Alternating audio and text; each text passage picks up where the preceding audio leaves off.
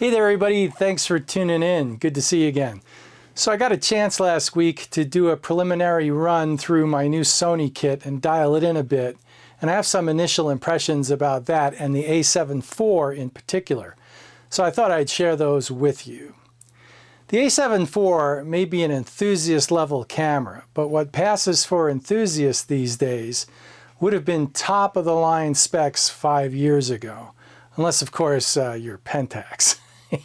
If you buy an A7IV because you're interested in photography and want to start off on the right foot, be warned. This is one complex machine that's going to be way over most photographers' heads. I know for certain that the video specs are way over. Let me say it this way. I have some room to grow my video skills with this camera. But even though photography is my thing and has been for 35 plus years, the A7IV is so customizable that it's taken me a while to get things where and how I want them on this camera. And it's still early days. I got a ways to go. For example, there are now 4 control dials, and you can have any of them do anything you want. Think about that. One persistent niggle is the lack of any kind of countdown timer or indication at all that something is happening with long exposures, particularly in bracket sequences. It would have been nice, and the Fujis have this. It must be a patented thing by another company or just an oversight in programming or something that Sony just hasn't gotten to yet and will someday, let's hope. I am also happy to report a dedicated distance scale in EVF when you switch over to manual focusing, something the Nikons completely lack. Again though, depth of field indicator bars and the ability to switch between feet and meters would be nice. With the Sonys, it's always on the meter setting. But at least it's not a pictogram of a mountain and a flower. Really, Nikon? That's not helpful. If anyone knows how to switch the Sonys over from meters to feet and back and forth, etc., let me know in the comments. I'd really appreciate it. I can't find it anywhere. I don't think it's doable. Another small but ergonomically significant thing is the removal of the always locked PASM dial. The A7IV has one toggleable locking dial, and that's the 4th dial that used to be the dedicatedly marked exposure compensation dial. This is a really nice change and speeds up working in the field. I find that the always locked A7R4 PASM dial is just annoying. That should have been toggleable or not locked at all, in my opinion, for what I do. Just a minor point, but anyway. The way it's set up on the A7IV is great. I find the joystick on the A7IV on the back to be fast and efficient at setting my AF point when I feel the need to set it, which is rare. The auto AF is just magic on Sonys. It always seems to know where you want the point of focus. It's almost perfection in video. I mean, I just turn it on to autofocus and let it rip, and it always seems to focus on what I want it to focus on. Really magic.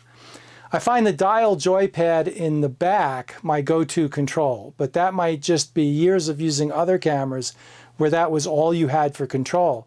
I am slowly coming around to the touchscreen LCD control, but it's difficult to make the switch as the A7R4 is not as responsive or as usable with the touchscreen, so it's not a go-to yet. Maybe when the A7R5 comes along and the touchscreen is up to the same level as the A7IV, that will probably change for me and I'll start using the touchscreen a lot more. I don't know. The new menus on the A7IV are just great. They are much more intuitive and they have a lot more depth and more choices than the old menus. For example, the creative styles now offer more than just contrast and sharpness, and I forget what else, there's one other thing, of the old cameras.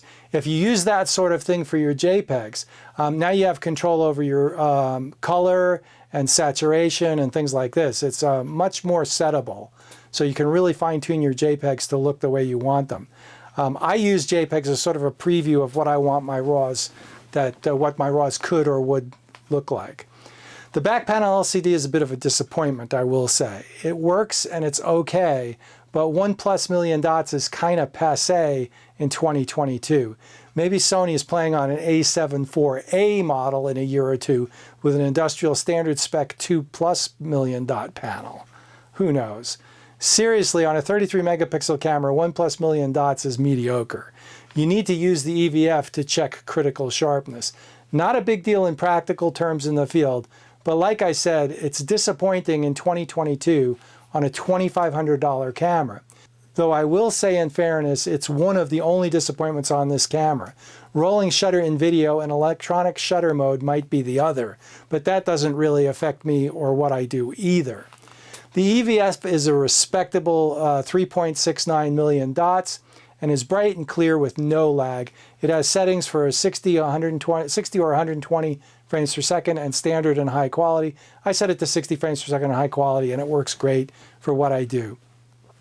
The image sensor is really lovely. 33 megapixels is probably all I need for my landscape work. So this camera makes a great backup to my A7R4 should I ever be 1,000 miles from home in Zion and have my A7R4 get sick.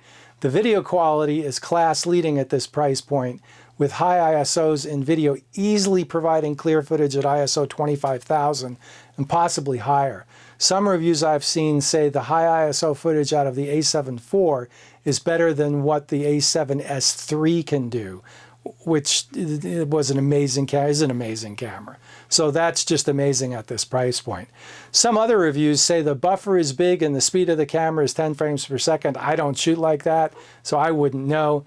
But it seems to be a pretty good all-arounder should you need one camera for sports, wildlife, landscapes, and professional cinematic video, weddings. I mean, this is really a do-it-all machine. AF tracking is industry leading, with possibly Canon catching up these days if you buy the really expensive ones and not the cripple-hammered Canon cameras. Yeah, so there you go. The A7IV, like I said, is capable of video settings that are way beyond my skill level. I do know that I like the 422 10-bit internal video, and I use Picture Profile 5 with Cine 2, Pro Color, and -5 sharpening.